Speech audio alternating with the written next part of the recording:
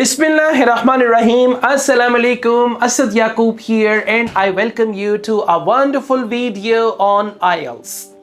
Well guys, students generally ask me this question: which date is good date to appear in IELTS test? They take IELTS as if it is something like wedding date that they have to set.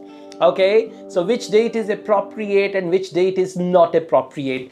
Let me tell you, as far as IELTS listening, reading, writing, these three modules are concerned, you may appear in IELTS on any date because IELTS depends on your luck as well.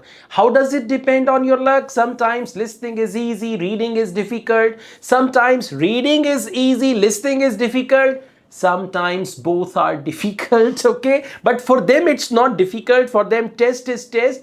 But it depends on the type of questions that we have. Like once one of my students, he got 25 multiple choice questions in his listening test. One student got more type B questions in reading. So such type of tests can be a little more confusing, okay?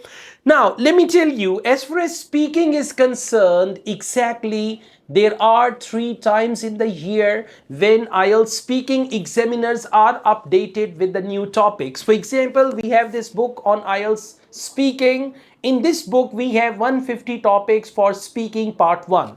Now, these topics have been chosen or have been taken from the students who appeared in IELTS speaking, and then they told us that in speaking part 1 topic was this, part 2 Q card was that. So what we did, we actually compiled those topics and we just compiled them into a book. So we know that in the month of August, September, or till September 30th, this book is going to be valid.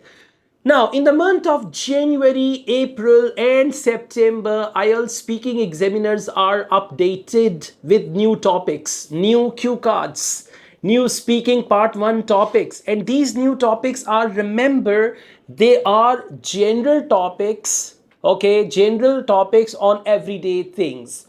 Like they will be related to you. They will not be anything new. They will be familiar topics, okay? I should use the word familiar. So in actual IELTS test, they're going to give you those familiar topics and you can easily speak on those familiar topics. But if you know, for example, we have 150 cue cards, 150 topics from speaking part 1. Now you go through these cue cards and in actual exam, you get one of them. You can easily answer without any problem. But on the other hand, if you're not familiar with the topic, you will have to think about it. So for those who are weak at English, this may be a little difficult situation, right?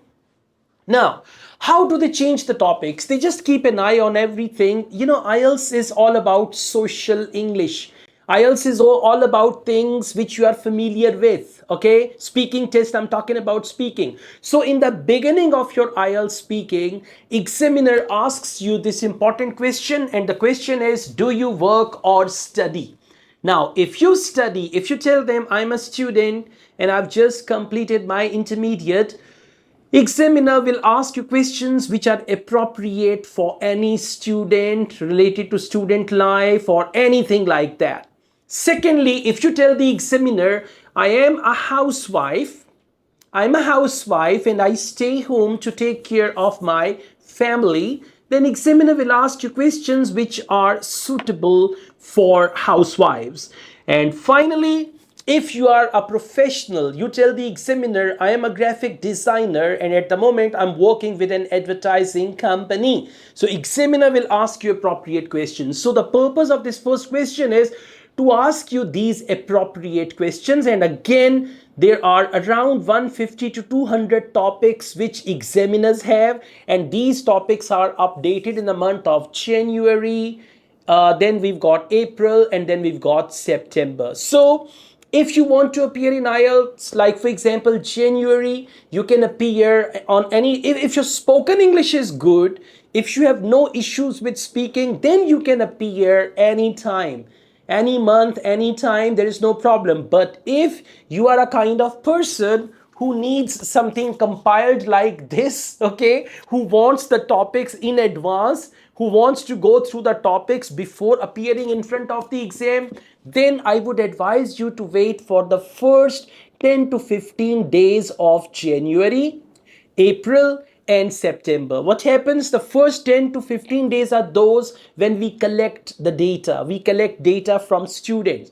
We ask them, what happened in speaking part one? They said, sir, my topic was hometown. My topic was this. My topic was there. And let me tell you, they do not entirely change the topics. Hometown has been the favorite topic of IELTS speaking examiners ever since the inception of IELTS. Okay, so it's the most favorite topic, hometown and colors and all that stuff. So there are some topics which are evergreen.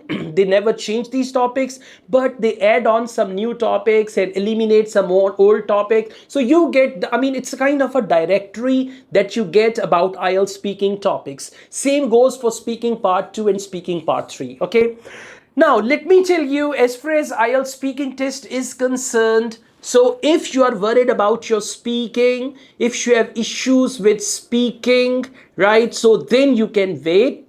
Otherwise, listening, reading, writing, they are same throughout the year. There is no change. So if anybody asks you or tells you that this date is appropriate, this test is appropriate for you, this month is appropriate for you, all fake. There isn't anything like that. All you need to do, you just need to answer the questions, whatever they ask you. And if you don't know how to answer speaking question, even then you can answer.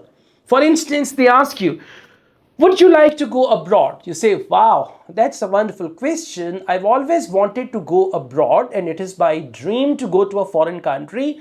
But I cannot say anything as yet because I've not finalized any plans of going to a foreign country. But in future, perhaps I will go to UK. That's it.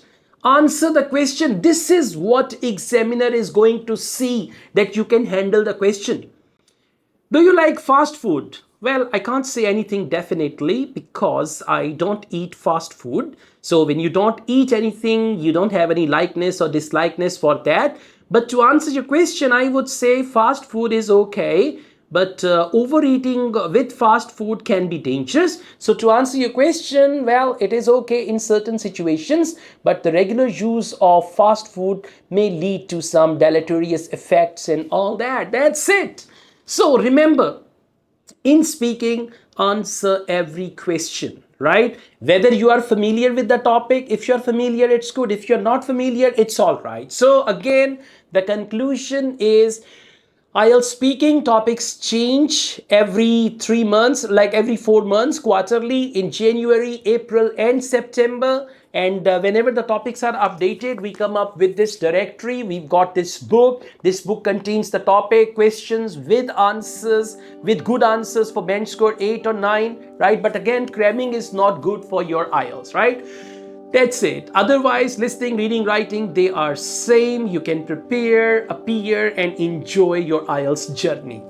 Thank you so much, guys. I also teach IELTS online all over the world and in campus in Lahore, Pakistan.